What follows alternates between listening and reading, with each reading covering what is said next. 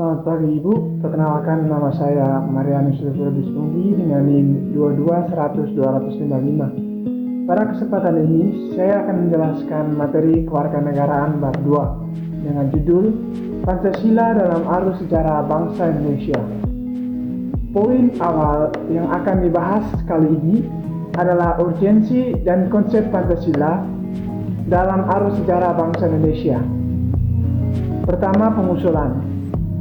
Pancasila pada awalnya diusulkan pada sidang BPUPKI, Badan Pendidik Usaha-Usaha Persiapan Kemerdekaan Indonesia, yang dibentuk oleh pemerintah kedudukan Jepang pada tanggal 29 April 1945 dengan jumlah anggotanya 67 orang.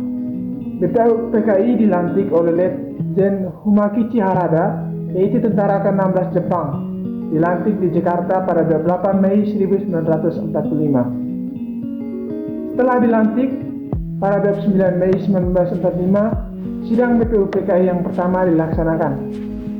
Materi pokoknya yaitu calon dasar negara. Ketuanya adalah Dr. Kanjeng Raden Kumangkung dan Rajiman Widyodiningrat.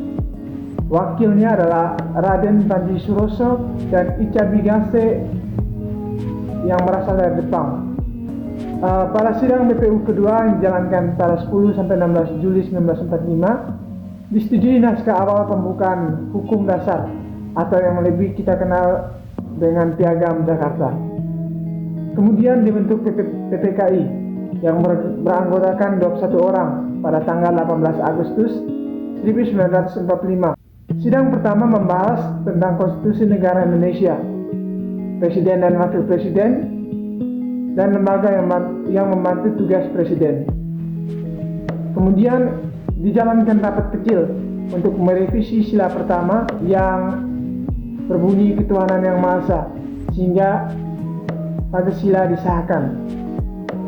Poin kedua yang akan dibahas adalah pentingnya Pancasila dalam kajian bangsa Indonesia. Pertama adalah Pancasila sebagai identitas bangsa.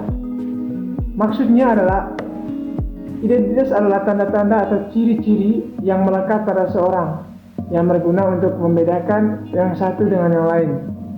Terdapat beberapa identitas bangsa Indonesia, yaitu pertama adalah bahasa Indonesia, yang kedua adalah bendera, yang ketiga adalah lagu kebangsaan Indonesia Raya, yang keempat burung Garuda sebagai lambang negara, yang kelima Undang-Undang Dasar 1945 sebagai konstitusi negara, yang keenam adalah kebudayaan, yang ketujuh adalah bentuk negara yaitu republik, yang kedelapan adalah Pancasila sebagai suatu identitas kultural.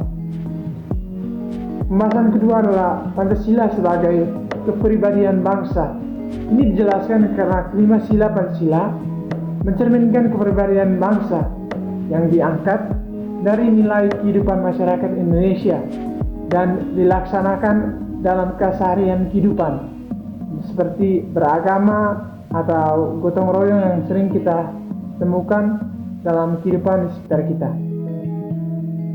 Selanjutnya, Pancasila sebagai pandangan hidup. Hal ini berarti Pancasila adalah pedoman kehidupan bermasyarakat, berbangsa dan bernegara.